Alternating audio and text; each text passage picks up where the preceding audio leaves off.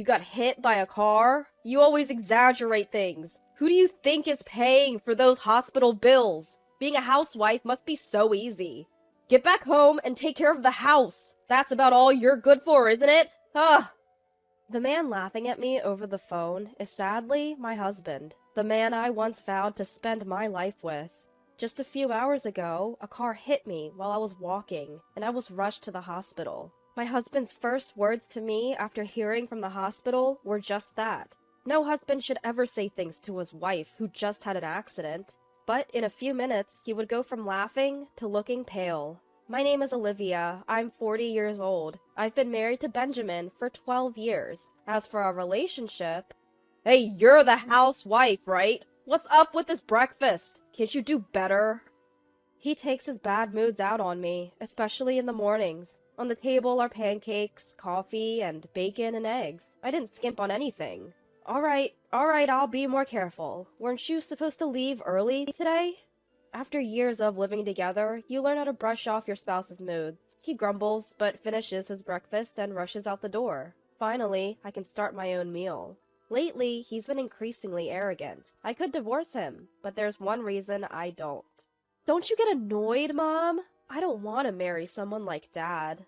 The reason is our daughter Emily, who's sitting across from me. She's only 10, but acts much older. Sometimes we talk like friends. He has his good points. He works hard every day, and I'm grateful. But his attitude sucks. He's making fun of you. I calm my angry daughter and send her off to school. I won't lie, I've thought about divorce. This goes back to when Emily was in kindergarten and got the flu for the first time. She had a high fever and was coughing badly. My husband said, "Emily, I have an important meeting tomorrow. Don't get me sick." What? Our daughter is suffering and that's all you have to say? He retorted. Why did she get sick if she got vaccinated? Did you take her to a quack? I gave up expecting anything from him that day. There's more to this story. It's hard to prevent spreading illness at home. A few days later, I was the one with a high fever. Hey, can you take me to the hospital? I think I caught Emily's flu. I texted him because it hurt to talk. Surprisingly, he replied right away. Wow, you're really useful. Get ready for the hospital. I checked my phone to see. Can't. Call a cab. I might go to my parents' house.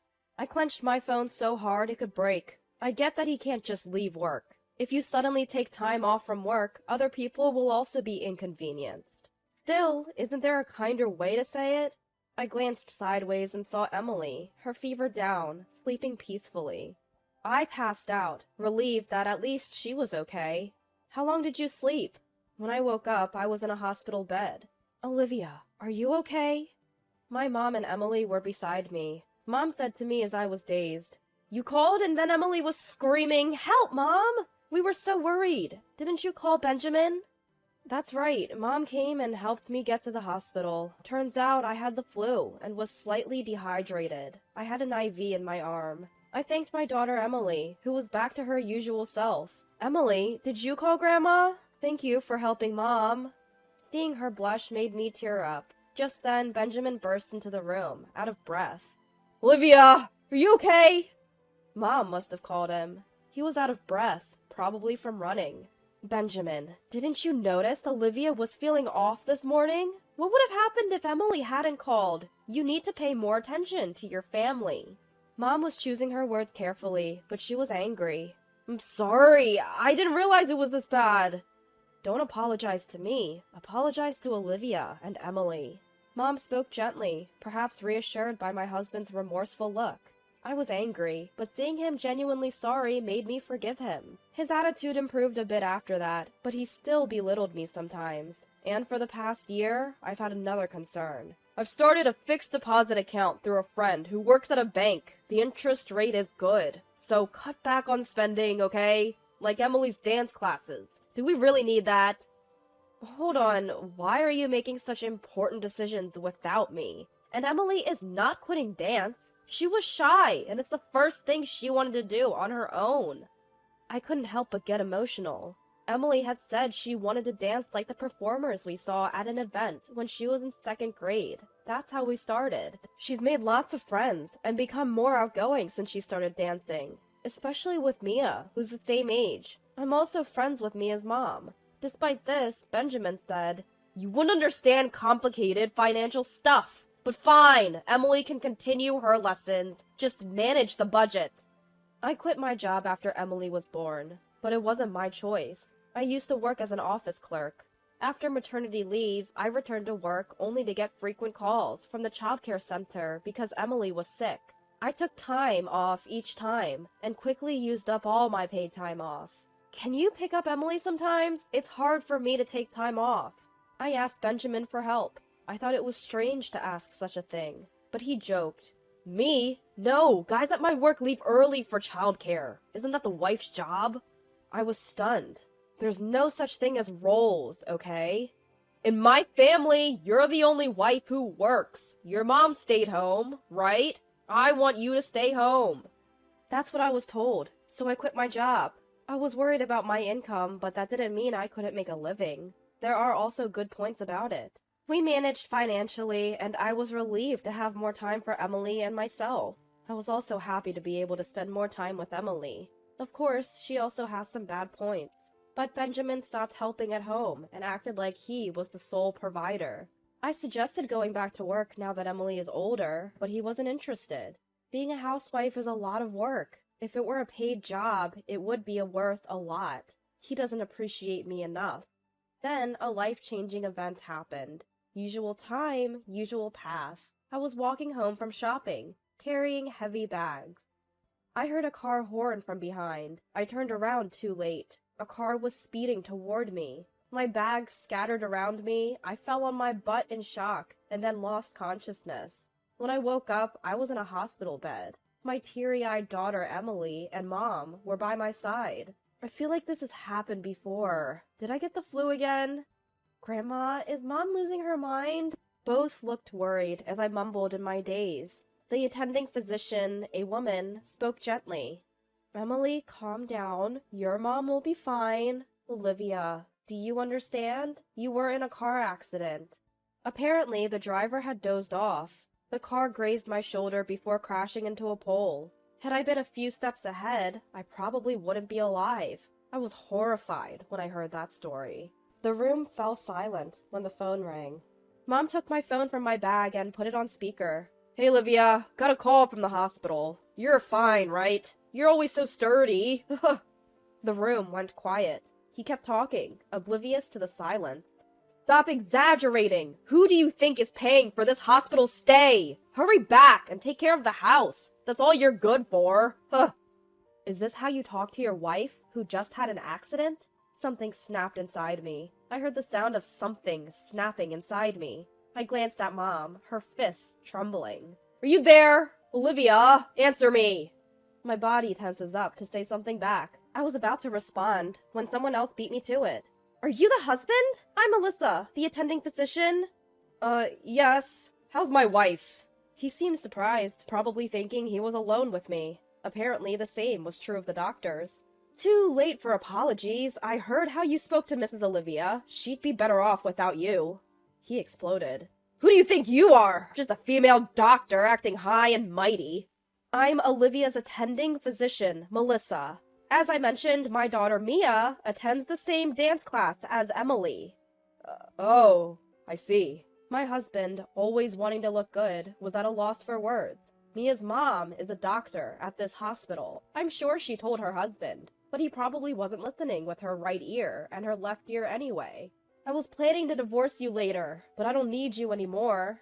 Benjamin, I'm going back to my parents' house after I'm discharged. Don't worry about Emily. Mom will take care of her." "Wait, who's going to take care of the house?"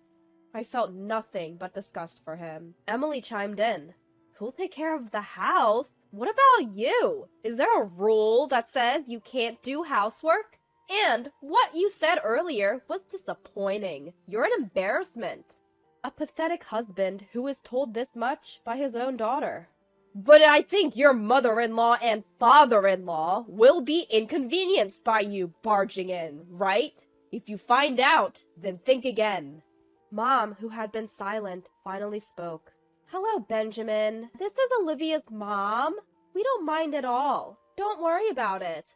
She spoke softly, but her eyes were anything but soft. Ah, so you're there too, mother-in-law. But you see, didn't you hear me? I said we don't mind. Remember when Olivia had the flu? I asked you to be more considerate of your family. Is my daughter your personal maid? I thought I sent her off as your wife. Mom's words left my husband speechless. If you have any objections, feel free to visit us any time. Dad and I will be waiting. He loves his daughter and granddaughter. With that, Mom hung up the phone. I was discharged a few days later with a minor shoulder injury and no head trauma. I moved back to my parents' house and we secretly moved our belongings while my husband was at work. Our home was a mess. Dirty dishes filled the sink and the laundry was untouched. I ignored it all and returned to my parents' house. A month into our separation, my husband reached out. I want to talk. I braced myself for the call from my husband. On the agreed day, he showed up at my parents' house with his own parents. As Mom welcomed them in, my father-in-law began to speak. Olivia, stop being stubborn and come home. You're married. It's your duty to support your husband. My father-in-law's outdated views were echoed by my nodding husband. Olivia's dad would agree, right? It's time to let go of your daughter. He laughed as if mocking my dad, just like this parent and this child. My dad's response? Are you serious? If so, I have even less reason to send my daughter and granddaughter back to you. His tone was calm, but his eyes weren't smiling. Wow, Dad is really mad, I thought. My father-in-law's face turned red. Benjamin, I want a divorce. I'm tired of being let down, again and again. When was the last time you thanked me? My husband looked down. I've always tried to support you, Benjamin, but what about you? You keep saying I should be more grateful. Who's going to support me? My husband's ears turned red. Mom chimed in. Benjamin, how did the house look without Olivia? Dress shirts don't clean themselves, and shoes won't shine on their own. How was the food? Mom was as angry as Dad. Still, my husband argued. But I'm the one working to support Olivia and Emily. Shouldn't she take care of the house? We were all stunned by his lack of remorse. He glared at me as if to say he wouldn't agree to a divorce. Do you remember blaming me for our tight budget? I was so frustrated that I started working from home. What? I've been working within his tax bracket, and it's given us some financial breathing room. If you want to act high and mighty, start earning enough to justify it. My husband sneered at me. You think this is funny? Fine, let's get a divorce. I'd be better off without a woman like you. The next moment, a sharp slap flew through the air. It wasn't from me, nor from my parents, and certainly not from my father-in-law. It was from my mother-in-law, who had been silent all along. Listening to you, Benjamin? Who do you think you are? The words you should be saying to Olivia are thank you for always supporting me. Everyone, including my husband and father-in-law, was stunned by my mother-in-law's sudden outburst. What are you talking about? She's the one who wants the divorce. I've done nothing wrong. Why don't you worry about your son instead of yourself? I'm a human being too, you know. I have my limits, and it seems like I've reached them now. What? Both men were silenced by her forcefulness. Caught off guard, my husband finally agreed to the divorce. We immediately started discussing child support and asset division, and that's when I learned something unexpected. So, how much is in that fixed deposit amount? That's part of the assets to be divided, right? My husband's face turned pale at my casual question. About that. Before he could continue, my mother-in-law shouted, Spit it out! I haven't actually set up a fixed deposit. I lied. Tears in his eyes, he confessed. I actually used it for investments. I thought I could make some extra money, but it didn't work out. That's why I've been hard on Olivia. Really? You should have talked to me. I was pretty into investing before we got married. I probably know more than you. Now I have enough to cover a down payment on a house. But don't worry, it won't be part of the asset division. My husband, who seemed to think of me as a clueless housewife, was flabbergasted. Since then, he's been consistently sending child support payments. He moved back to his parents' home, but his mother is nowhere to be found. She had endured his father's domineering behavior for years, but couldn't take it anymore after his selfish remarks. I can't help but chuckle thinking about the two men struggling in their messy home. That's what you get for underestimating women. Serves you right. Afterwards, I got a job as a medical receptionist through a friend, Mia's mom. I had also earned a medical administration certificate through a job training program, so I'm managing just fine. I love working in this cozy environment. When the divorce was finalized, my daughter Emily said, "Finally! Took you long enough! I'm fine as long as you're here, Mom." I was taken aback, but vowed to live strongly as a single mom.